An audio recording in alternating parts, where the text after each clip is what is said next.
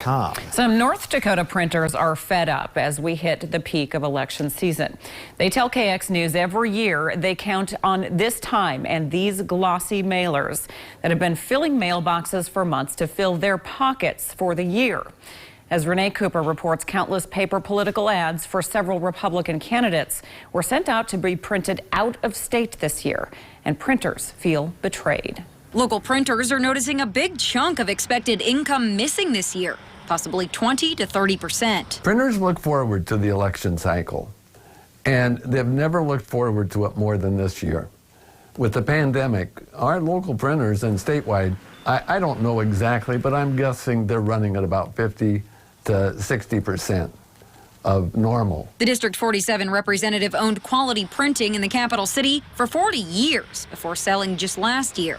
He tells me the governor opted to send money out of state this year to print his political mailers. It not only surprised me, but it really frustrated me, in all honesty. Representative George Keiser isn't the only printer fed up. A couple of other Western North Dakota print shop managers wanted to remain anonymous, but they told me they've known about this as well, and it's, quote, kind of a crappy deal. They have an obligation to keep this work in state, in my opinion. Although these local printers knew for sure they weren't getting the business, it took a little more digging to find out who was instead. In the upper right-hand corner, there's a postal permit number on each of these mailers. The ones in question all have the number 897 stamped on them. And although they were mailed from a Bismarck address, a representative with the U.S. Postal Service confirmed the number traces back to Taylor Communications, a printing service in Fridley, Minnesota. I do know one thing.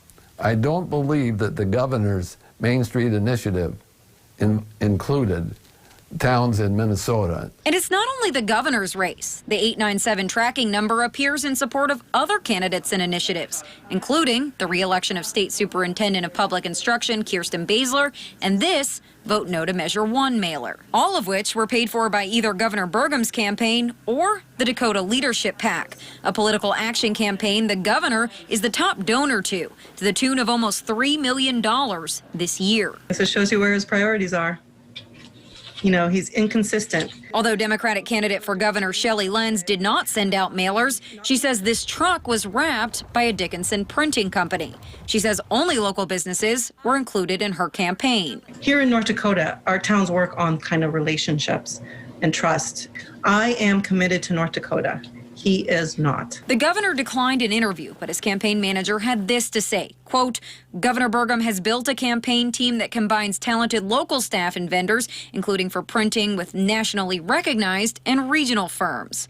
But at the end of the day, local printers are feeling left out. This is just not right.